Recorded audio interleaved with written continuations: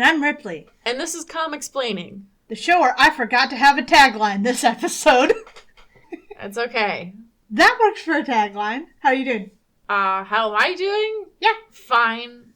I've been here with you all day, so you know what I've been doing. I don't know what you've been doing. I've been sitting here having trouble focusing all day. I can't even focus on what's in front of me. You think I'm paying attention to what you're doing? I guess that's fair. Alright, so we are here again to talk about the X-Men this time. And, well, that's what we're doing. That is what we're doing. I'm sorry, I keep getting distracted. In the Comicsplaining studio, the monitor that we look at all our comics on is very bad. Yeah, it's, I see the Blob is wearing, like, some pink undies. Everyone is very magenta. Everyone's magenta. The colors are very, very saturated. Yeah, I gotta figure out what I can do about this, but for now, it'll do.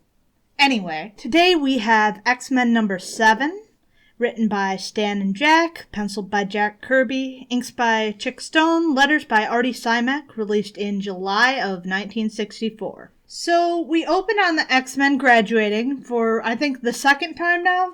Yeah, didn't they graduate before? They keep graduating. I guess he said they were graduating before, but now they're actually graduating. They just keep graduating. Also, I feel like it's important to note that none of them are the age that they should be graduating.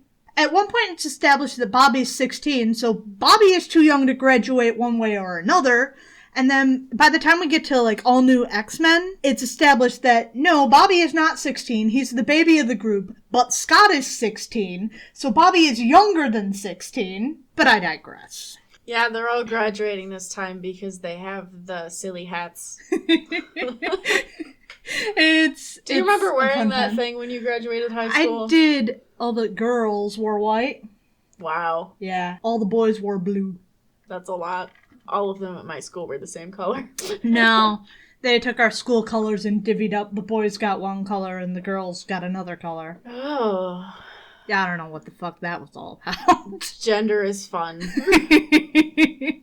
I would have preferred blue. I thought blue was cool. I hate white. Yeah, white is terrible. Stains all over it. I've still got my mortarboard, but it's got fucking stains on it because it's white. Yeah, I've got my mortarboard. I feel like I might have the robe somewhere, but I have no idea where.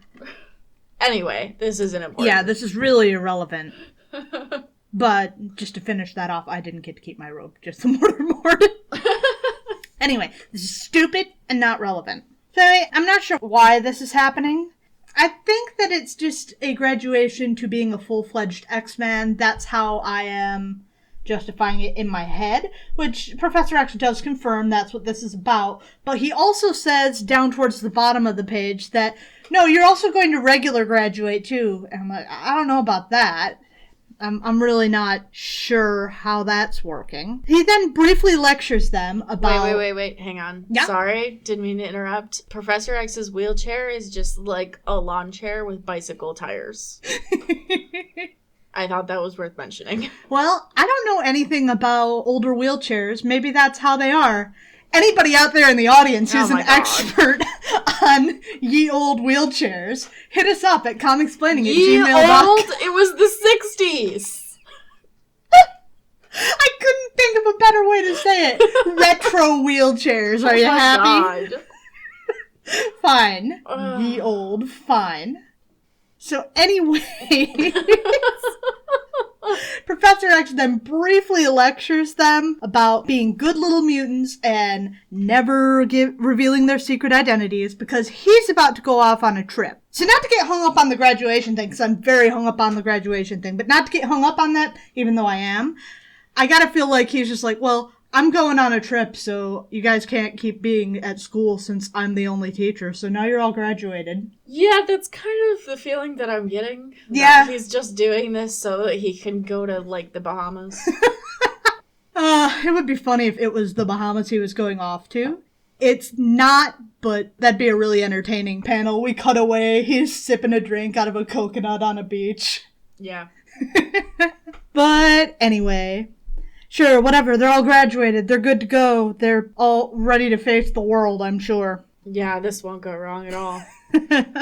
Before he wheelies off into the house, he declares that before he says deuces, he's going to declare one of them the leader. And we don't get to see how that goes for the moment. Instead, we turn to the Brotherhood of Evil Mutants, where the mastermind is creeping on the Scarlet Witch again. Ah, the woes of being the only lady on the team. Yeah. Not that it's really anything to do with that. Mastermind is just a fucking creep, man. Both a creep man and a creep, man. True. I'm really not clear why Wanda and Pietro didn't just take their opportunity at the last issue to get the fuck out of this situation. Mm-hmm. I mean, didn't Magneto pretty much, try to kill Pietro and also say, fuck you, I'm leaving, about Wanda? Yeah, I kind of felt like that was the moment where they could, leave. Yeah. That's kind of how I was feeling about it. Apparently her sense of gratitude towards Magneto for saving her is just impenetrable. No matter how many times it's like, you can't just kill all those people, Magneto, and then Magneto just, destroys them. I can't believe you just did that. Magneto, you can't just torture a teenager. I can't believe you just did that. Magneto, you can't just blow up my brother. Well, you failed to do that, but I'm shocked that you tried. So, I guess they just decided they were going back anyway. So Mastermind keeps hitting on the Scarlet Witch, offering to make her see palaces, offering the illusion of having her see the world like it's travel, like with a snap of a finger, we could be in Europe, or on an open-air terrace overlooking the Riviera or the Swiss Alps. And I mean, that's cool and all, but she is so not into you, dude, because you're a creep. You're a pushy fucking creep. He's, not the sort to take no for an answer, and aggressively approaches her. Which is why she said no. Yeah. This is the whole fucking point. Maybe if you'd ease up and quit being such a fucking slime ball, she'd hear you out, but no, dude. I mean, it doesn't help that it looks like you're, 40 or something. Why do you keep saying 40? That's not that old. I know. Well, compared to her, she's like a teenager, right? I don't know. I don't know.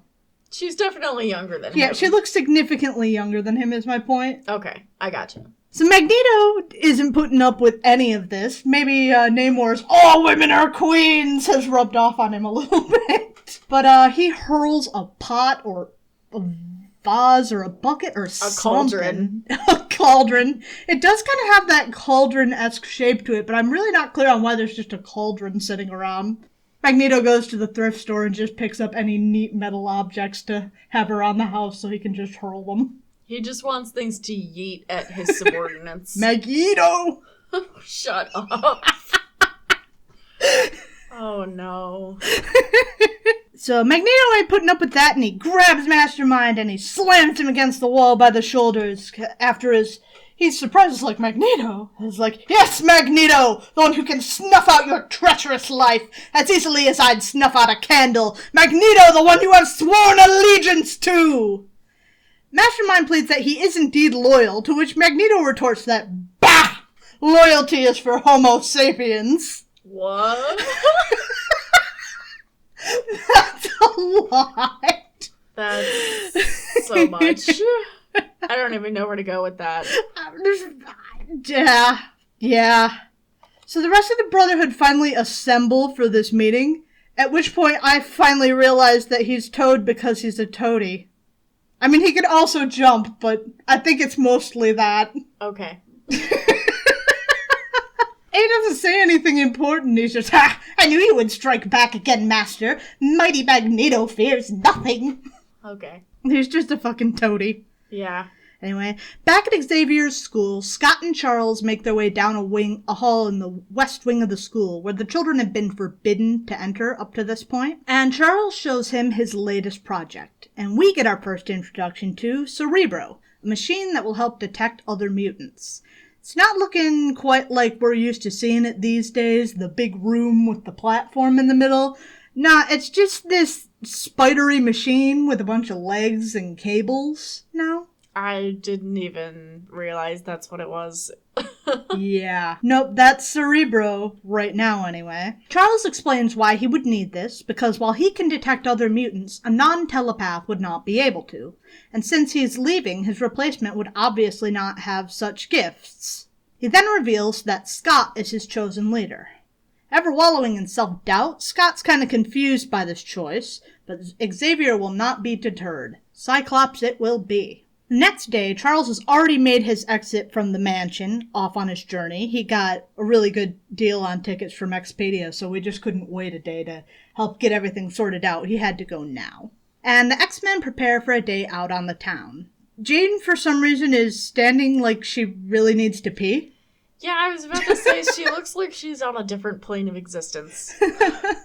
Maybe a little, but I just feel like she's like, ooh, I gotta hit the bathroom, but first I gotta socialize properly. I don't know. I don't know what's up with that.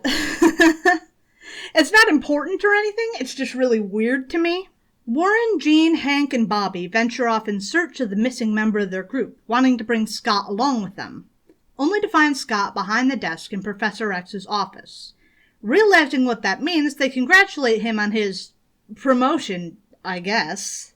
And hey, happy graduation. You're in charge of the entire school now. Yeah, and I'm sure that any state officials drop by, they're gonna be like, wait, you're 16?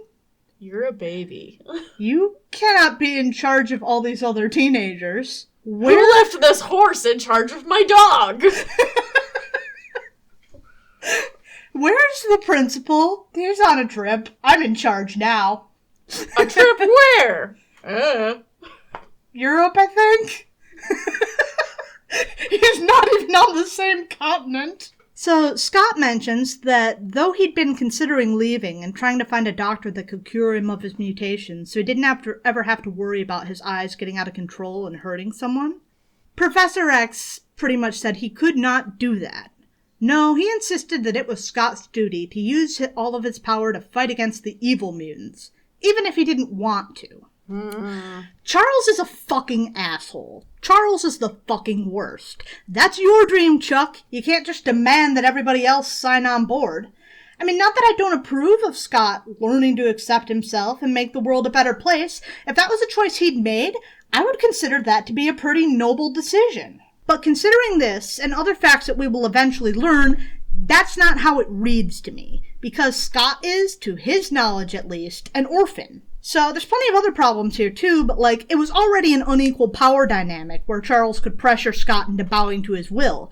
Because to him, unlike the others, Charles is not just his teacher or his boss or whatever the fuck. He's also something of a father figure to this kid who hasn't had one. And he's pressuring him that he cannot do things his own way. And there's all kinds of other problems with this, but Charles is about every important role to Scott wrapped into one, saying, you can't do this, you have to do this. And to me, that's kind of really fucked up. Yeah, it's kind of like when my dad tried to force me to learn French. Except worse. Worse than that, for sure. Yeah, that's fucked up. But the rest of the X-Men don't really get it on that level. They're just relieved their friend isn't leaving, which I do get. So they offer to bring him along on their trip into the city, but Scott feels duty-bound to stay behind. Which is a whole other thing I kind of wish Charles had considered, because, again, he's clearly noticed in earlier issues that Scott has trouble lightening up and socializing, but with this choice, well... and this is not entirely his fault, but he's further isolated Scott from peers that he struggled to socialize with to begin with. Maybe that's the point. Oh, I wasn't gonna say it. I'm sorry, I couldn't help it. Oh, I'm this close, motherfucker. We will tackle half of one issue, and then I'll go off on a "this is why I hate Charles Xavier" rant. We've already gone off on slightly that. Yes. So let's digress, because there's plenty of time to get into how shitty this motherfucker is. Alright, keep going. Yeah, so while they go off and have fun, Scott is left alone in the dark. I just have a lot of feelings about Cyclops, okay? This poor kid's sitting in the dark just listening to Cerebro beep status alerts that everything is fine while his friends go off and have fun. So rather than watching this, because this is just downright painful, we instead turn to Magneto in a circus, surrounded by clowns, thinking to himself, finally, the one place I can appear in public with impunity. Magneto is a self-identified clown.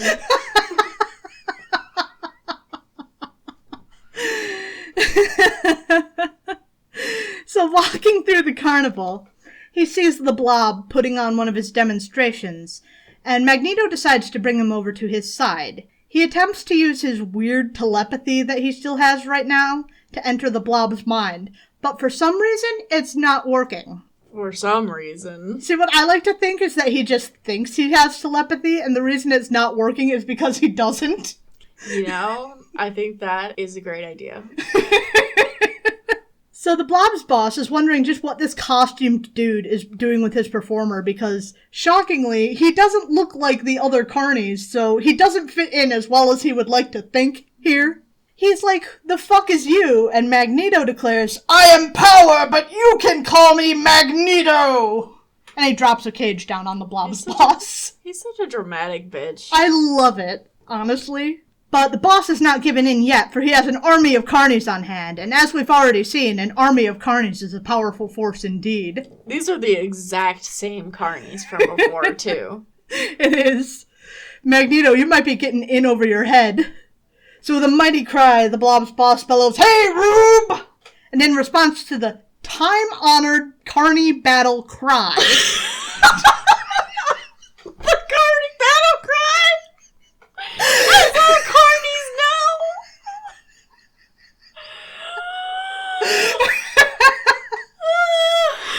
I love this concept. The carny battle cry. It's like the carny code. If someone yells, Hey Rube, you gotta come get their ass! Get their asses! Carny battle cry. I can't even say anything clever about that. It's just... It's great on its own. The carny battle cry.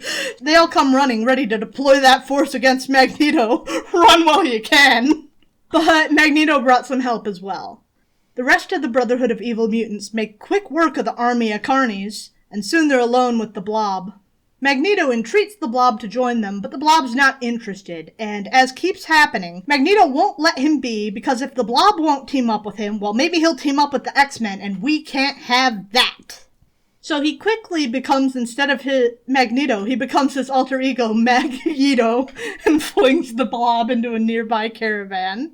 And here, in a twist of fate, the impact jars loose part of Professor X's mental block, and he remembers at least that the X-Men are his enemies, and finally agrees to join the Brotherhood of Evil Mutants. I really like the idea that his mental block is just a physical block that got jarred loose. Yeah, it's like in movies when people get amnesia from bumping their head. Like, he treats it like it's partial. Like it's a physical block that just got partially jarred out of place because he doesn't remember where they live. He just remembers, fuck the X-Men. You know what I like to call that? Convenient. Yes. That's exactly what I was going to say. So back at the mansion, Cerebro's control panel lights up, signaling to Scott that the Blob remembers who they are. I didn't think that was how Cerebro functioned. I thought it just knew where mutants were, not if they remember specific memories, but... They just have a list of dudes that they don't like. And a machine that tells them... I have to go fight them. What the fuck? Is it just if they're up to something, or does it just go, Quicksilver's at 7-Eleven buying a burrito, get his ass! I also like that with this panel that says known hostile mutants, there's an option for unknown. Yeah. And also, why is there an unknown? Where is the Vanisher? He vanished. So Scott makes a call to Warren's car phone to call him back quick. And we instead segue to Stan's complaints about kids these days and those dang dirty beatniks with their jazz and their poetry. Oh, we take a quick break to look at Hank's feet. Oh, God, it's all about Hank's feet. You don't even fucking know. So Bobby comments, how about that jazz combo, Hank? It's so far out, they'll be fired if anybody can understand the melody. And Hank observes that Bernard's poetry is just reading a housewife's shopping list aloud, which apparently he is. Kids these days. Dang dirty beatniks. Hank then decides it's acceptable to take his shoes off in the middle of this fucking coffee shop. Excuse me, McCoy, that's against the fucking health code. That's And then everyone in the store lifts them up on his shoulders and they all applaud. Yeah, the beatniks are fucking obsessed with his feet, and I'm just so uncomfortable. One's like, I gotta sketch him, and then someone else is like, Bernard would love to compose a poem about his feet, and this girl thinks that they should start a cult devoted to his feet, and they sing and dance and parade him around on their shoulders. And Warren receives the call and finally intervenes, rescuing Hank from the barefoot beats, who even then were painting artwork on his feet. Okay. So we beat a quick retreat back to Westchester, and Magneto finally prepares a factory that he owns for a struggle with the X-Men, intending to issue a challenge to them. As the X-Men finally get home, they too prepare, trying to suit up quickly so they can take care of this situation. And for being competent as they are, they have a heck of a time getting dressed. Warren's wing harness is stuck, Bobby freezes too fast, and all his clothes crack and fall off. So, that graduation is really working out. Yeah, this is going really well. We also learn that Jean Grey takes ladies first very seriously. Henry P. McCoy, you've got your nerve running ahead of me like that. Didn't you ever hear ladies first? And Hank counters with, time and tide wait for no man. And then Jean picks him up with her TK and puts him behind her. She takes it very seriously. See that? Just like the table manners, Jean Grey is very serious about manners. Ladies first. So Magneto issues a challenge over the radio, giving them the coordinates that they need to respond to, and the X-Men are quick to respond, flying to the coordinates given them in their jet copter. Magneto plans to use the Blob as bait to draw them to a certain location and spring some kind of trap. But Cyclops thinks something's fishy about it just being the Blob standing there, and he hangs back. Frustrated, Magneto just rips the copter to pieces, and the teenagers start to fall. Here is Scott Summers' plane crash number 1. Oh god. Well, plane crash number 1 we haven't actually seen yet. It's the first one. It's the first one we've encountered. Yes. Yes. Scott has something of a thing for crashing vehicles. You make it sound like he likes it. No, it just happens to him like a whole lot. Anyway, so he rips this helicopter to pieces, and Bobby makes a quick freeze ice slide and saves those of them that cannot fly. Which is 4 out of 5. Yeah, most of them. But despite managing to avoid the actual trap, Warren decides to spring it anyway, immediately making for the Blob and throwing down with him. And then after the Blob manages to grab Angel, the rest of them have to come to his rescue, like, oh god, they have my friend, oh god. And now that they're all in one place, Magneto can spring his trap and he launches torpedoes at the group. And in a rather fun sequence, we see them deal with them. The Blob's feet stick to the ground? Yeah, no, he can't be moved, and I guess that's kind of how he does it. He just sticks to the ground. So Jean's trying to lift him up, only she can't. Pick up the ground. You would think. How's that graduation working out for you, X-Men? But we get to see the X-Men deal with these torpedoes that are getting thrown at them. And Bobby kind of redirects one with this ice tube he made, and he wraps another one up in like a bunch of snow, and it's like wheels, so it just kind of rolls harmlessly away. I'm really not sure how that works, actually. It's got forward momentum, right? Why does it not just keep going forward? Great question. Whatever. Stan knows things. Stan knows about this, and this is how this works. Stan knows how physics work. Stan knows everything. Stan is basically a scientist. Pretty much. He's the closest thing, too. There are no real scientists, just Stan. Anyway, Bobby nearly gets hit by a torpedo, and Scott blasts a hole underneath him so it misses. So the Magneto's trap is kind of a wash. And over with the Blob, Hank quickly gets the upper hand by playing a little bit dirty. Quite literally. He flings mud into the Blob's eyes, and then while he can't see anything, he kicks him off balance because he didn't know how to prepare for that. And Angel attempts to get to Magneto, who is using a torpedo circling around himself as some kind of defense.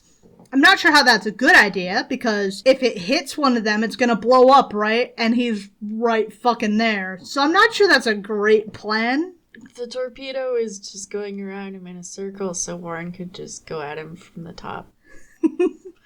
Well, it's funny you mention that. He instead decides to go from the bottom, and then he gets clobbered by Quicksilver. You have wings. You dumb bitch. Once again, how's that graduation working out? Pretty good, it doesn't seem. And so yet again, his friends have to run to his rescue. And I really think Warren needs to think about, thinking before he acts, because it gets him in a lot of fucking trouble. He needs to think about thinking. Well, thinking is too hard. Maybe if he considers the idea of potentially thinking, we might eventually get there one day. Yeah, but it gets him into a lot of trouble. Like, how many times, even just this issue, has the problem been, Warren bumbled into something stupid. We gotta go save his ass. I love how... I'm sorry, I'm getting a little ahead of you, but I love how they haven't quite figured out how to portray Quicksilver's super speed at this point. Yeah, he's just kind of blurry. He's just like a line man. With lines behind him. I mean, it gets the job done. It's a little odd, but it gets the job done. Yeah, I understand it. Yeah. They all come together to deal with Quicksilver, and Jean yet again decides spinning's a good trick, because if it ain't broke, why fix it? Hey, it works for Thor. Yeah. She's gonna wheel him in the air for a bit until one of the boys can catch him. And Wanda is always just a little alarmed when her brother is in trouble. So she casts the Hex Bolt, and Beast and Cyclops collide when trying to catch Pietro, leaving Pietro to run back safely to the rest of the Brotherhood as Bobby freezes the Blob in a giant block of ice. They observe that the battle lines are drawn. Minus the trapped Blob, the X-Men stand on one side and the Brotherhood the other. The Blob breaks free, but Magneto doesn't care that he's over there. What he cares about is that his enemies are gathered in one place for him to finish off. Time to try that torpedo gambit again. He throws 3 final torpedoes at the group, including the Blob. Loyalty is for Homo sapiens indeed. Yep, we've come full circle. I don't understand why the Brotherhood stick with them. He's shown on multiple occasions that he's more than willing to dispose of them if they get in his way. So the X-Men quickly dive behind the Blob, who takes the brunt of the explosions, and inadvertently manages to shield the rest of them. Yet again, Quicksilver and the Scarlet Witch are very unhappy at his actions, targeting one of their allies like that, so I fully expect them to waggle their fingers very unhappily about it, and then go and work with him anyway. Yep. While the Blob survived, they're still not happy about it. Still, they get in the Magnecar, TM, sold in stores now by Hasbro. It's shaped like a magnet. It fucking is. Everything's shaped like a magnet, of course, is fucking shaped like a magnet. They flee the scene, but they fully intend to talk about this later. We're not happy with you, Magneto. We've voiced this 5 or 6 different times, but one of these days. Ripley is shaking their finger like a displeased suburban mother. You take that garbage out, Timmy. Remember what I told you. So, will you be shocked if the next time we see the Brotherhood they're there?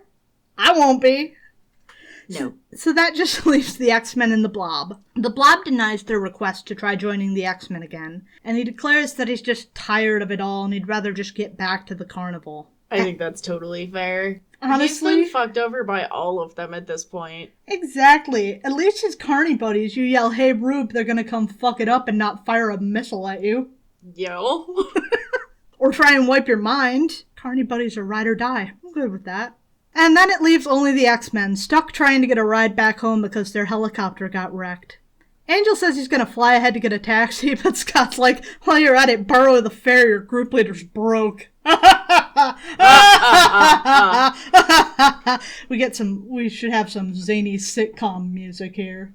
Seinfeld ending slap bass. Yeah. The end. So next we move on to X-Men number 8 from September of 1964. And I'm starting to notice, I think, that we are bi-monthly instead of quarterly like we first were. So we're getting slightly more X-Men issues. Written by Stan Lee, pencils by Jack Kirby, inks by Chick Stone, letters by Sam Rosen. The uncanny threat of Anus, the untouchable. Unis! It's Unis, not Anus, you fool! I think his name is Anus. What am I going to do with you? So we open, as we often do, on the X-Men being put through their paces in the Danger Room. Though this time, the taskmaster at hand is not Professor X, but Cyclops. This doesn't, however, change the fact that Jean gets woman's work to do, being tasked with threading a needle through a set of holes. Can't go treating women like men after all. They all have to do all these physical challenges. Jean, you just go sew with your mind. So one of the Danger Room's contraptions manages to snare Warren in, like, an oversized butterfly net. Uh-huh. His one weakness. No, I'd say his one weakness is his own goddamn brain. But I digress. So he quickly complains that they have to face all the machines in the Danger Room, and all they have is their own powers. But Scott isn't particularly sympathetic to this point, pointing out that they can't exactly cry foul if Magneto throws something unexpected at them, which I don't think is a bad point. Scott actually kind of seems to be a slightly harsher taskmaster when it comes to training. He doesn't have much patience for fooling around. Why doesn't Scott have to train anymore? He's the boss. He probably trains a shitload on his own, honestly, knowing this dude. But what's he gonna do, yell at himself? Yes. You know he has, and he will. Yeah, thinking about that scene in Champions where he gets Viv to make the Avengers yell at him. Yes. That's a mess. Anyway, I mean, to be fair, he may feel about the harshness in the Danger Room. I think he may feel that he has to live up to the responsibility that's been placed on his shoulders. And he does stick to this to another avenue, too, thinking that this crush he has on Jean is even less okay now. Like, yeah, that's very convenient. The thing that you were anxious about having to deal with to begin with, now you can't deal... I just can't deal with. I'm the leader. It's not right. Very convenient, Scott. Even though he already had a tendency to be withdrawn, he now feels it's his responsibility to be detached and unemotional. Very convenient, Scott.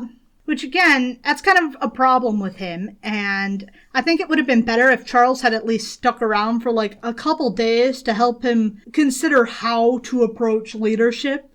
But knowing Charles, he probably would have just encouraged his tendencies over how to handle his emotions. Anyway, Cyclops gives the others the rest of the day to themselves, yet again declining to partake. He has work to do, after all. This poor fucking kid. Honestly, this is ridiculous. I talk about Charles Xavier and the fucking emotional abuse of Scott Summers. Regularly. You've heard this shit so many times. I have, but it's okay. Y'all are gonna hear all of it slowly but surely. I'm just not set up to go on a whole rant here. We see a bit later in the day Bobby and Hank off for a day of fun down in the city. There's a crowd gathered down below on the streets, raising a fuss about something happening high above. Upon craning their necks to see, they notice a small boy trapped atop a water tower, and the crowd below is just watching horrified, waiting for him to fall. But being a hero, Beast can't just sit there and watch that happen. Despite the risk of being recognized or having his picture taken by the crowd, he takes his shoes up and charges up the side of the building, determined to save the child. And they do indeed figure out that this is the Beast, though they have no idea who that is. Like, this teenage boy's the Beast! Now who is this teenage boy? It's like that...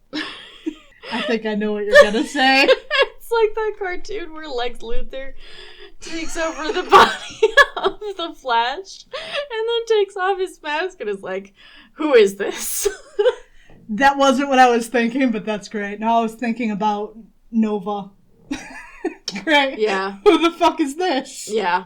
Well, if I take off my helmet, you'll know who I am. That's a great superhero thing. Like, okay, I've unmasked you, but... Who the fuck is you? You're just, like, a dude. Yeah, some people it makes sense that, okay, you might know, like, Tony Stark and Iron Man, Tony takes off his helmet, he's a famous figure. Beast takes off his hood, who the fuck is this? This is just some teenager. Now, up to this point, we've only seen very brief glimpses of public sentiment towards mutants, and some people have even been fairly glowing, at least towards the X-Men themselves, when they're saving the day. However, a lot of the time, people react a lot more like this, with hate and fear. Did you see how he raced up and down that building like a human gorilla? I've heard there are many such mutants in hiding, waiting to take over the world. Did you see how he ran past us like he was afraid of us, like he knew he was our enemy? He probably saved that kid just to throw us off guard, to make us think mutants aren't dangerous. But he can't fool us! Come on, let's get him before he loses himself in the crowd!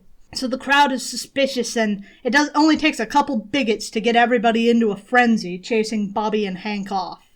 And by the time they escape and make their way back to the mansion, they're in tatters. Now, as a side note, if anybody read All New X-Men, this is where we would branch off to that comic. But we're not doing that right now. We got other shit to do. So instead, Hank declares that he's leaving the X-Men. He resigns. He's sick of being treated like garbage by an ungrateful public, which Scott, of course, takes as a judgment on his own leadership since he couldn't persuade him to do otherwise. He then decides to contact Charles, deep underground in the Balkans. I can't get reception if I'm in a building with a metal roof, and Scott can get in video chat with Charles in a fucking cave in the Balkans. In the 60s. In the 60s. He's descending a near bottomless cave in some kind of tank wheelchair. Like it has literal tank treads. Yeah, it does. And Charles reassures Scott that Hank will not join the Brotherhood of Evil Mutants. And he gets back to his hunt on the trail of Lucifer, which he promises to explain someday. But for now, he bids Scott adieu. Hank finally leaves, assumingly having packed his belongings while Scott was chatting with Chuck. Still in a mood, he answers Jean's question that he's not going to join Magneto, right? With, "What I do only concerns me from now on. Goodbye!" Of course, despite being a genius, he is still a teenage boy, so his ambition led him to a wrestling career. Okay, fucking Spider-Man. Sam Raimi Spider-Man. Not even just that. He also went to a wrestling career under the name The Beast. Oh my god. No one would ever relate the big scary mutant beast with giant feet and hands to being the wrestling boy who jumps around beast with big hands and feet. Jesus Christ. Genius. Flawless solution. 100%. So Hank is scheduled tonight to fight the current champion, who stands unbeaten to this point, Eunice the Untouchable. Concerned about hurting Eunice when... Eunice? Anus. No, not anus. Concerned about hurting Eunice when faced with his strength, Hank resolves to end this fight quickly. He charges at Eunice and bounces off him. Wow, he didn't expect that. Despite his best efforts, no blow he throws connects. And after one mighty charge, he's bounced out of the ring. While collecting himself, he notices in the crowd Mastermind of the Brotherhood of Evil Mutants. And he is apparently a fan. Also, Mastermind didn't put together that the two beasts were the same, which I don't get. It's like that thing about Superman. It's even more distracting, though, because, like, Superman's just a dude. He doesn't look physically distinctive. And he's got glasses on. He's got glasses on. And he combs his hair different. Yeah. The Beast still has very distinctive giant hands and feet. Yeah. And Mastermind has run into this bitch how many times and did not put two and two together. Anyway, I'm not gonna say anything mean about wrestling fans. You're not? No. Okay, well, it's good of you to say that out loud. Hank finally puts one and one together. Not gonna say anything mean about wrestlers either. So he gets that Eunice is a mutant, as opposed to being untouchable for no reason. Great. Brilliant deduction. The delay while Hank puts all of this together causes him to lose the match. He tries to tell himself that it's not his problem, even if Mastermind and Eunice do have something going on, which of course we discover they do. Mastermind meets up with Eunice backstage, revealing that this was an audition of sorts. He would like to join up with the Brotherhood, Eunice would, but Magneto wants him to prove himself. So Mastermind lays out the proposition that he must beat the X-Men first, or at least one. So Eunice leaves the wrestling stadium, the wrestle house. Where do the wrestleboys fight? The wrestle arena? The Wrestlatorium. The Wrestlatorium? The Wrestle Coliseum? I don't know where the wrestleboys fight. The Coliseum actually sounds right. That sounds possible, yeah. But, I don't know. Like, the actual fight's in the ring, but where's the ring? Is it in the ring rink? Wrestling fans out there in the audience that I definitely wasn't just making fun of, we want to hear from you. If you know where the wrestleboys fight, shoot us an email at comicsplaining@gmail.com, and we will tell everyone else where the wrestleboys fight. This will be a learning experience. We will learn about the wrestleboys. I think it's a stadium. Anyway, Unis leaves the wrestletorium.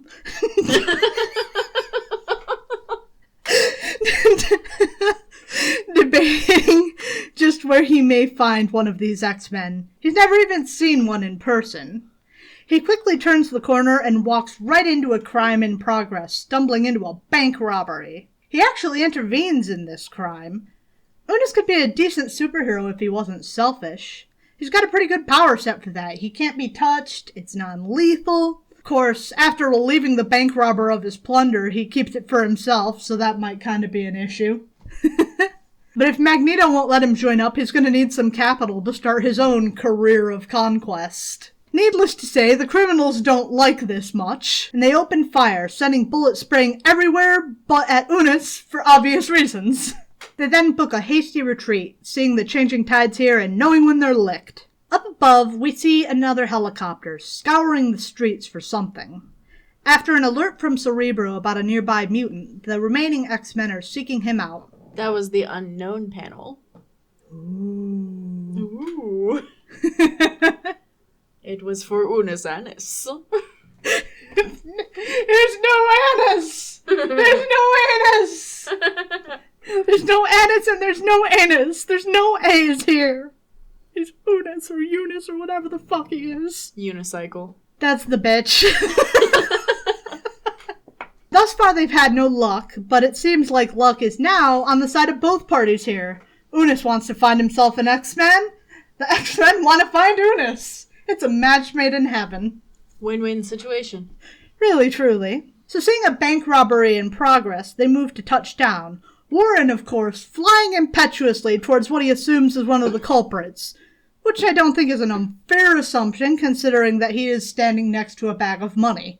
So it's really funny to me that in the whole time Angel is approaching, Unis has time to take off all of his outer clothes before he has the time to close in. And he carefully folds them, like he places his suit jacket on a fire hydrant so it doesn't get wrinkled, and he folds up his pants. He's not just whipping his clothes off, he very carefully disrobes while Angel's flying the whole way.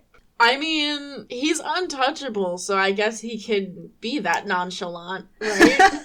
Well, what if you have to buy a new suit? Yeah, exactly. That would suck. Well, I guess he does have a giant bag of money. That's true. So Angel slams right into Unis and then bounces off of Unis onto a building. And the rest of the X-Men are not close behind because everyone knows when Warren flies off, it's like, oh shit, Warren's about to be in way too much trouble. Because he can't just fucking wait! Anyway. So the rest of the X-Men close in, ready to throw down with the guy who just hurt their friend. And Cyclops barks off a command for the rest to stay back, marking him as the leader. Unis decides, well, if he's going to target someone, it should be the most important of them to really impress Magneto.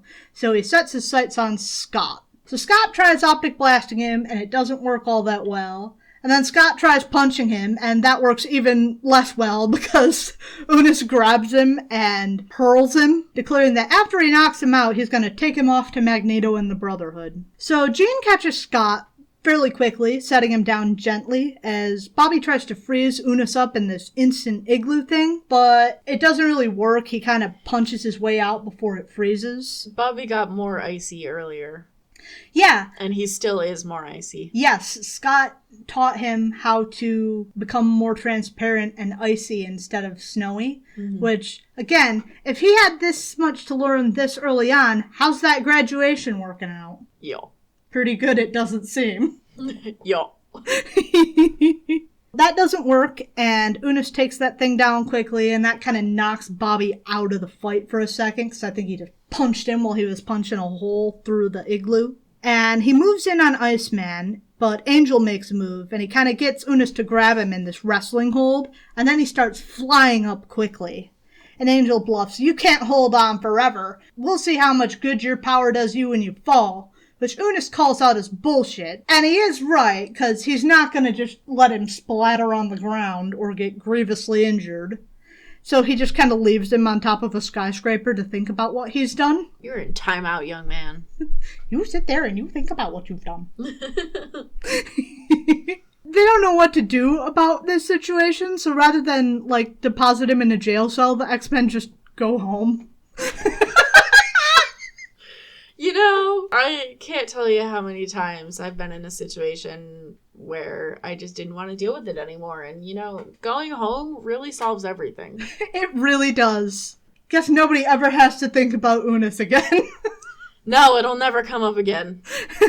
Well, on returning home, they find in the lab Beast working on some new contraption, some kind of ray thing. Curious, they all gather around where Hank explains that it's a ray designed to increase Unis's power.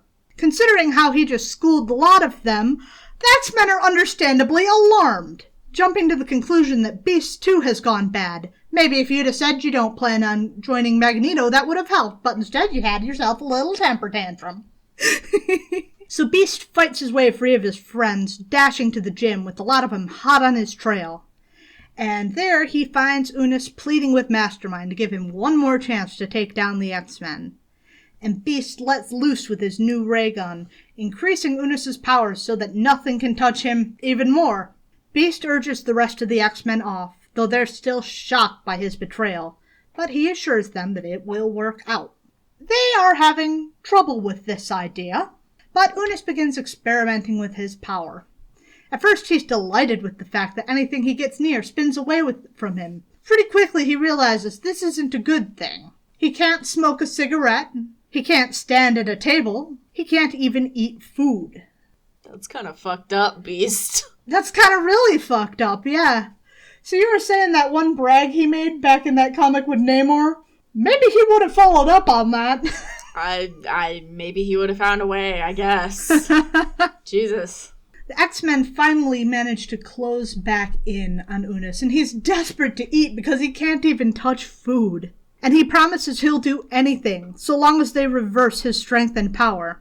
Which they do, but with the threat that if he ever starts acting up again, they'll give him another blast, and then they'll break the gum. And leave him be. What the fuck? With no help for his condition, assumedly just letting him wither away and die. Damn, Hank. That's dark. That's really, really fucked up. Yeah. So, Unis goes back to wrestling, Hank goes back to the X-Men, and we go back to CMRO to get our next issue. Ha ha ha. Here we go, sports fans. We have X-Men number 9 from November of 1964. We've got the same creators as last issue, Stan Lee, Jack Kirby, Chick Stone, Sam Rosen. So this issue is one of my favorite issues, where the Avengers and the X-Men finally meet. But with that idea, we need to finally approach something that has been true right along, but we haven't really needed to say anything about. And that is that these comics are not necessarily chronologically in line at this moment. Because we're doing, X-Men and Thor at the same time, 1 week after another. But we're a little bit out of order, out of sync, I guess. Yeah. Thor started earlier than the X-Men, and Thor publishes more frequently than the X-Men. Yes. So we're still behind, and every story we get with the X-Men, we jump several months ahead because nothing's in line quite yet. Yeah, and that's going to even out later, from what I understand. Yes. I think it's really, going to be once we start getting to other mutant titles existing. Like, once we start getting to the New Mutants and we have other titles to cover, because there is going to be a point where, again, the X-Men just jump several years because they were on reprints for a while.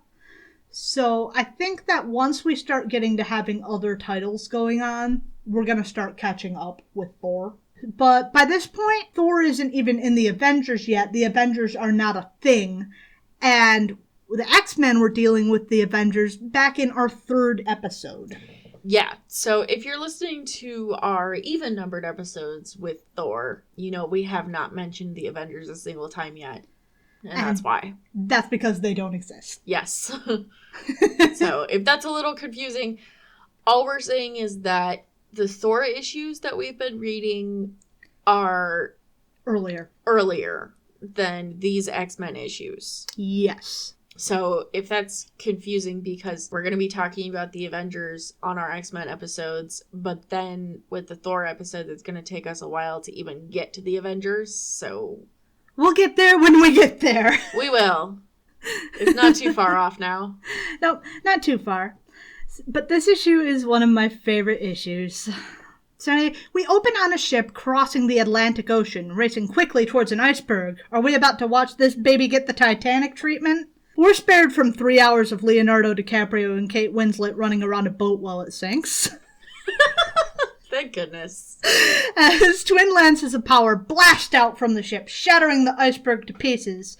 Most of an iceberg is underwater, so I gotta hope that this also happened underwater, but maybe it just went to pieces and it's fine now. Following those blasts back to their source, we see Scott, staggered and collapsing down to the deck of the ship. Bobby helps his friend back to their cabin, where he can rest in peace.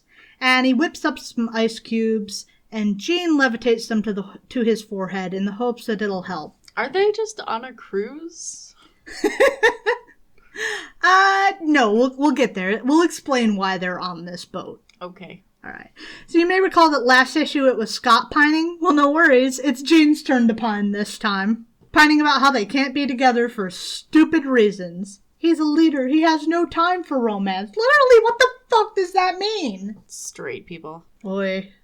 Scott has 4 knuckles. What the fuck? Extra mutation. They call him Extra Knuck Scott. Anyway, bullshit. Jean Grey is fucking straight. We'll get there. We'll get there. It was written by straight people, though. Okay, that's fair. We have no time to consider what the fuck he's a leader, he has no time for romance means, because we instead have to consider the fact that Hank goes from holding an iced tea for Scott with his hands and with his shoes on to handing it to him on a platter with his bare feet, which he did apparently quite deliberately, despite the fact that that's fucking disgusting. That's absolutely horrible. Don't use your feet to handle food or beverages, Hank, please! Please! It's disgusting. Why do we have to keep focusing on his fucking feet? I'm upset about this. Yeah. Anyway, apparently the week before this, Professor Xavier reached out to call his X-Men to his side, urging them to cross the ocean to Europe. He's scheduled to make contact any moment now, and he makes good on his plans. He explains that he's closing in on Lucifer, the one responsible for leaving him in a wheelchair. He instructs that if he perishes, the X-Men must finish Lucifer off. What the fuck? Right. Charles? You can't do this to fucking teenagers. They're What's babies. wrong with you? They're babies. Hey, teenagers, I'm gonna leave you alone for an undetermined amount of time until I call you to help me with my vengeance quest. In Europe, at which point you are to cross the ocean and kill a man. And we didn't even get permission slips. Well, this, I assume, serves as a permission. Well, it serves as a permission slip for Scott. The rest of them have parents. They have parents. Yeah, and by the way, if I die, you kill a man. To go kill this guy. It wouldn't be the first time he has a teenager kill a man. We'll get there. It's just the first time that we've run into. Yes. It'll happen. Anyway. We digress. We're always here just talk. This is secretly all along, despite some Thor content, just been a Charles Xavier hate show. It is.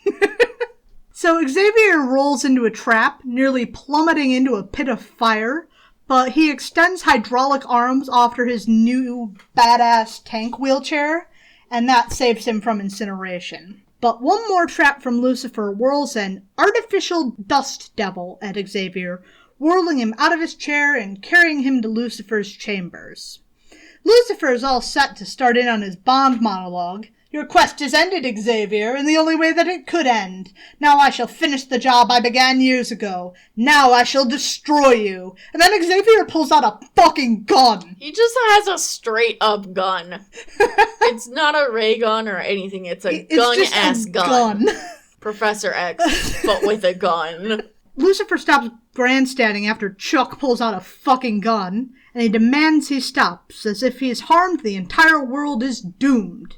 But before Lucy can explain what he means, we turn instead to the X-Men, awaiting further orders from Professor X in a Bavarian village. Just behind them, your main dude Thor touches down. Hey, that's my boy! That's your boy! With the rest of the Avengers close behind. It turns out he's been following evil impulses all of the way from America with his hammer.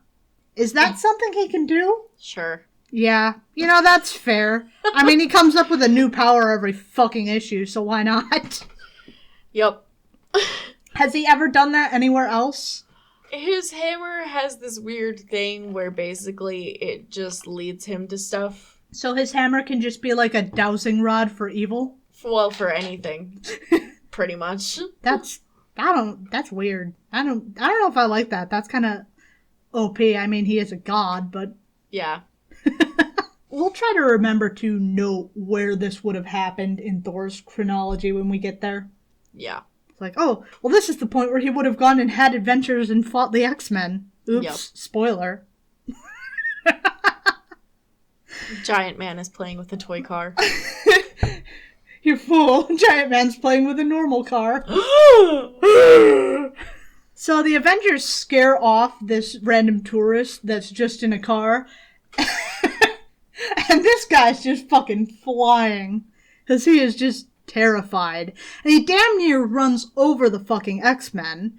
He's scared witless about what he saw. And he begs them to call the army or the police or anything that can stop the monsters back behind him. Creatures with wings and hammers and shields and even giants. Thinking that it may be connected with Lucifer, Warren whips off his shirt to fly and scout out the situation. And this does not comfort our alarmed tourist friend any.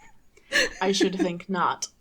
No, and he drives off, presumably to nearly commit vehicular manslaughter another time. He's going to get therapy. Wouldn't that be nice? Something bad happened? I'm gonna just go there right now. Get this out of the way. Yup. No time to compound this under any bullshit.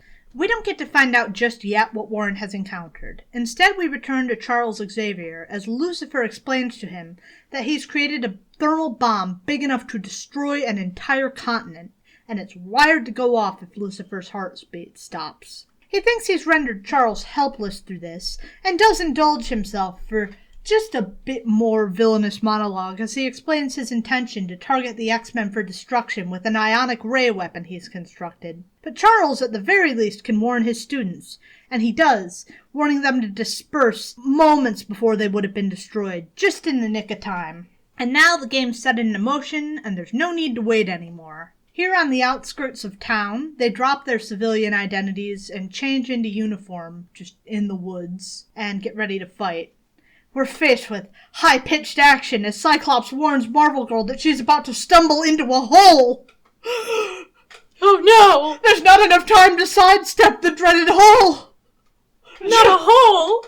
Jump it? I think not. Alright, we're making jokes here, but one time my entire leg fell into a gopher hole, and that shit sucked. Okay, I can see that, but she couldn't sidestep it or jump it or something, because she knows the hole is there. Yeah, it's pretty visible. Yeah. So instead our girl levitates a log over top of the hole so she can step on the log instead of the hole. That was easier? Right? I don't understand. Is she showing off? It's like, oh, there's the boy I like. Maybe I'll levitate this log. I'll buy that. It's particularly impressive or something. Choices were made. All we can do is move on. Together again, the X-Men receive Xavier's desperate explanation that should anything affect Lucifer's heartbeat, the entire planet may be imperiled. And behind them there's danger. So they whirl and look behind them, and there is Thor without pants on! His legs are completely bare. Skies out, thighs out. Yeah, he's taking fashion tips from Heimdall this week. Dear Heimdall says this is very breezy and comforting in the summer months. So pantsless Thor vows that he must destroy whatever menace his hammer has detected for the safety of all mankind. And the X-Men and the Avengers then butt heads for a moment. The X-Men try to stop them from stumbling into this situation and causing destruction, and the Avengers distrust their motives for trying to keep them away. The Avengers are then convinced that a bunch of teenagers can't stop them, and Thor is so concerned about these emanations being a problem that this has kind of come to blows. So Xavier reaches out to the X-Men yet again, urging them to stop them. What I want to know is why Charles doesn't just reach out to the Avengers to explain, but the die is cast. It's the Silver Age, so you know what that means. Misunderstanding fight time! Yay! Miscommunications! So the Avengers advance, despite Cyclops' warning, and he acts.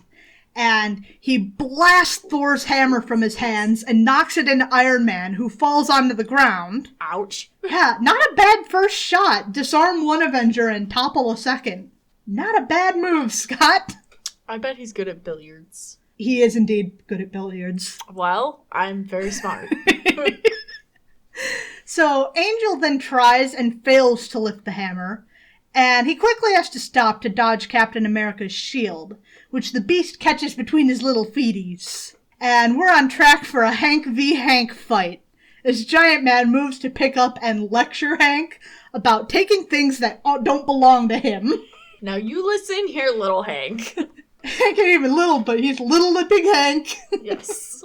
And he flings the Beast away, because instead he has to deal with Iceman, who is quickly encasing him in ice. And Marvel Girl catches the Beast, but she can't focus on that long because the Wasp has her in her sight, and Janet grabs her hair and pulls it in her eyes and blinds her in a pretty weak sauce fucking attack. Right?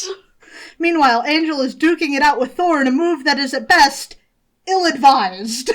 Yeah, let's pit the Thunder God against a boy who has wings. Yeah, the kid with the power of having wings really likes to throw above his weight class. Remember that thing with fucking Iron Man? You know, you gotta admire the chutzpah. You really fucking do. But I saved my favorite part of this panel for last, in which Captain America has seized Cyclops, holding him over his head, as Scott just squirms around like an angry kitten, demanding to be put down. Yep. Just holding him straight up in the air like, you're in timeout, young man. Yeah. Put me down, Avenger! I warn you! Young fella, I have a collection of warnings that would make your eyes pop. It's just like a stern dad dealing with this angry kitten child. Yeah. For me, this makes the current not-so-friendly relationship between Scott and Steve even more entertaining, knowing that they both know that he has held him over his head. Yes. That's why. That's why they always fight on sight, because Scott is like, oh, this is the bitch who fucking held me over his goddamn head. Oh, I can't stand it. I'll show him. I can fight you now, Steve. I'm a grown-up now! And Cap is like, you're still a baby. It's not fair. This is an unfair advantage. You can just say you're like 100.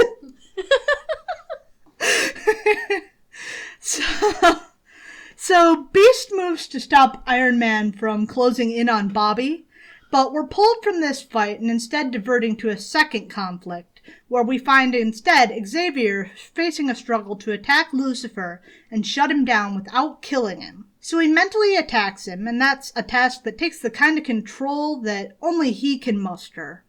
And he finally manages to down his long-term enemy without killing him. The bomb is armed still, but it won't be detonated for now. So with that pressure off our chests, we return back to this fucking ridiculous fight, where I'm really getting the sense that the Avengers don't know what to do about this, because they're children. I mean, you can't fucking hurt them, really. Not without it being just way above the amount of force that you need to be using to fight a gang of hormonal, rowdy teenagers. You're gonna get a note from HR for that. Steve has finally apparently gotten sick of holding Scott above his head and opts to flip him instead. And Jean is occupied with throwing rocks at Iron Man, who is like, you can't just throw stones at me. This isn't going to do anything.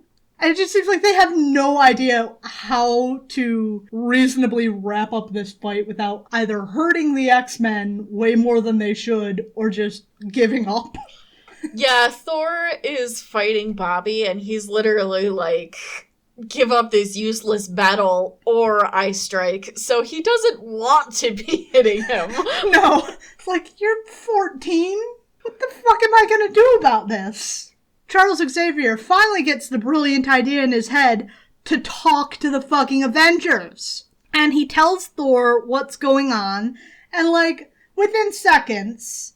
Well, he does need to show Bobby it's like, I could have kicked your ass. So he breaks down his little ice wall. But then he turns back and he ends the fight with like no rigmarole. Just like, stop. I love how Thor just stops and sits down and has this calm conversation with Charles while the rest of the fight is going on. Yeah, and we turn and... I love Thor for this exact reason. He's just such a cool, chill dude, you know?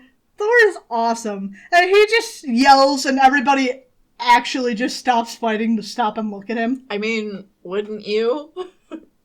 To be fair, yeah. Somewhere in this fight he put pants on. Yeah. His fighting pants. Good for him. Yeah, good for everyone, really. I mean, he's a Norse god, right? There's gotta be some pretty pale thighs going on there. Yeah. The Avengers are like, okay, well, yeah, we're gonna leave, I guess, because they actually have this under control, and this was part of the plan, and we really don't need to be fighting a bunch of teenagers. This is a great thing about the Silver Age, because they have these misunderstanding fights, but they actually get to a point where they talk about it. And a lot of the time, you'll get resolutions where characters actually come to an understanding, unlike more modern comics where they never do. No, and it just gets worse and worse and worse, and everybody's got grudges. And it's frustrating. It can be at times. But in the Silver Age, they, you know, they're all... Thor sits down and has a chat with Xavier, is like, oh, okay, now everybody stop. Yeah, and they're just, like, cool with it, and I don't know. I just like that better.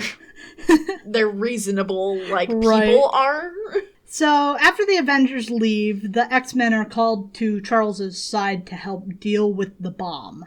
So they descend down into the Earth and come there, and he's like, I need Angel to fly me there, and I need Cyclops. And the rest of y'all can just stay with Lucifer. I don't really need you. You're not very helpful to my situation. Wow. Yeah. Cyclops goes to deal with the bomb, and Charles kind of talks him through his focus, and he helps him direct his head exactly where he needs to be to just absolutely perfectly destroy this fuse on this bomb. But what my question here is, so this thermal bomb that's going to destroy a continent, the continent it's going to destroy is not Europe. Huh? No, it's set to go underneath Antarctica. So this bomb is going to somehow blow up Antarctica. But it's in Europe. I know. And that's what I don't understand. If it's going to blow up Antarctica, why aren't we in Antarctica right now? Huh? I don't get it. And again I say, huh? Cannot understand. So Scott manages to disarm the bomb, and they save the day. And, I don't know, this really bugs me. It's like, this has been your most glorious moment, Scott. Though mankind may never know what you have done, the entire human race owes you an eternal debt. And Scott's reply is, but mine was merely the tool, sir. Yours was the brain, the guiding genius that accomplished the impossible. Now, I don't really think that's out of character for Scott. My problem is with Charles, who is, be that as it may. Well, you egotistical bitch. Yeah, I'll take the credit. Yeah. You did good. Pish posh. You did good, young lad. Oh, I hate it. So, Lucifer decides that they are even. He spent 10 years struggling to build this bomb. Xavier broke it. And Charles is like, no, you left me in a fucking wheelchair. Nonetheless, he lets him leave, knowing that if he acts again, they'll stop him again. But, arrest him, maybe? He did almost blow up the fucking planet. Right. Can you get over your fucking ego for 10 seconds? You don't have to kill the bitch, but I don't think you should just let him go, put him in prison, do fucking something? But Charles is like, oh, it's all fine now. We're all good. And now let's look at a Marvel girl pinup. Well, we did have one about Beast, and we had one about Cyclops the other day, so... There's a Loki one that's really good. Nice. But anyway, our heroes have saved the day, and Lucifer's just gonna walk free, and I'm sure that'll never come up again. Never. Yeah. So that's what we've got today. So I don't have much for our discussion segment, but it is Women's History Month. So I wanted to... talk about some of our favorite female comic creators a little bit. I don't know if you have any. Whoever it was that wrote the first volume of Ms. Marvel, I forget her name, was it G. Willow Wilson? I think so. Yeah. Ms. Marvel is one of my favorite books, that volume of it, so... It is really good. I don't have all that much to say about that, but that's one I can think of. It's really hard sometimes for me to keep track of who did what. The other person I want to say is... Rachel Dodson, which Rachel and Terry Dodson always work as a team on art for books. I think she generally does the inks or the colors, but her and her husband work as a team, and it's just some of my favorite art in comics. And I have seen his work inked by other people, and it's never as good as when Rachel Dodson does it. That's kind of cool, though, is a couple who can work that in sync. And there's something else, that brings up something else I was thinking about, which is Louise Simonson. We were talking about Louise Simonson earlier. Yeah. And in the 80s, Louise Simonson worked on several comics. She worked on X Factor, she worked on Power Pack. And at the time, Walt Simonson was going through his landmark run on Thor, pretty much. Yeah. And it's really fun that the pair of them will have different characters show up in their arcs that wouldn't necessarily normally go there. And it still works really well because they're just working as a team. Yeah. Like in, I think it was Mutant Massacre, Thor just shows up. And it's actually one of my favorite parts of what otherwise is, to me at least, a kind of grimdark arc. And he has this very touching tribute. Thor has a lot of really great interactions with the X-Men around that era. Yeah, and you can't dismiss Louise Simonson's role in that either, because it takes two to tango. Exactly. And Louise Simonson also really turned around X Factor for me. The first 6 issues or so were done by someone else, but once Louise Simonson stepped in, I think it definitely improved the title quite a bit. It's hard for me to think of who different female creators are, but I guess my shout-outs are G. Willow Wilson, Rachel Dodson, and Louise Simonson. I mostly just wanted to talk about one because I have a lot to say. Okay, I'm all ears. My favorite comic book artist of all time is Stephanie Hans. Her art is incredible. It's this beautiful, colorful, painterly style, lineless, very flowing and gorgeous. Okay, as an artist, I have such a big art crush on Stephanie Hans. She's influenced my art style so much. She inspired me to try painting more with my shading. She inspired me to try using more colors, different colors. It's just really great and gorgeous. So if you've never looked up anything by her, look her up. She's Stephanie Hans. She's done a lot of Marvel stuff. She does a lot of covers usually. I've seen her covers. They are very nice. I have one of her covers. I just bought it today for the new America Chavez book. Nice. I'm going to have to look at that. It is. It's beautiful. Check out her work. Definitely. Oh, one more shout out to Marie Severin, who was I'm not sure if I had the pronunciation right, but she was a fairly prevalent artist in Marvel in an age where there weren't all that many. So, shout out, girl. Hell yeah. So with that, I think we're going to have to start thinking about wrapping up. We do want to give a shout out to our patron over on Patreon, Robin. It's not your first week, but we'll continue shouting you out. At least until we get another patron. And then we will shout you out and also another patron. Support us on Patreon. We are Comicsplaining over there. And we'll give you shout-outs, and you will also have access to episodes one day early. For just $5 a month, which is not that much. If you want to pay $10 a month, you'll also get outtakes and any other bonus content that we want to put up over on Patreon. But so far we've had outtakes for, I think, every issue from 3 onward. Yeah, and if you can't give even $5 a month, one way that you could super duper help us, in fact, probably the most important way you can help us, is to review us on iTunes and Podchaser. You might also consider watching us on YouTube, because once we start hitting certain amounts of views, we can start considering monetizing. Yes. So those are some things you can do. But if you don't want to think about supporting us at all, you can still interact with us. We are over on Facebook, we are on Tumblr, and we are on Twitter. All Comicsplaining. And wrestling fans, I cannot stress enough, please tell me where the wrestleboys wrestle. Tell me where the wrestleboys wrestle. Shoot me an email, comicsplaining@gmail.com. I need to know what you call where the wrestleboys wrestle. It's very important to me. They're losing their mind. Where do the wrestleboys go? I don't know where the wrestleboys go, but I do know where you can find us over on Marvel Puzzle Quest. There are 4 of us. We play pretty regularly. If you want to join our alliance over there, we are 616. That is the number 6, the number 1, the word fix as in fixing your car. Join us over there. We'd be happy to see you. I am a comic artist. I make my own webcomic. It's called Ephemeris, and it's on Tapas. And you can find it at tapas.io/series/ephemeris, EPHEMERIS.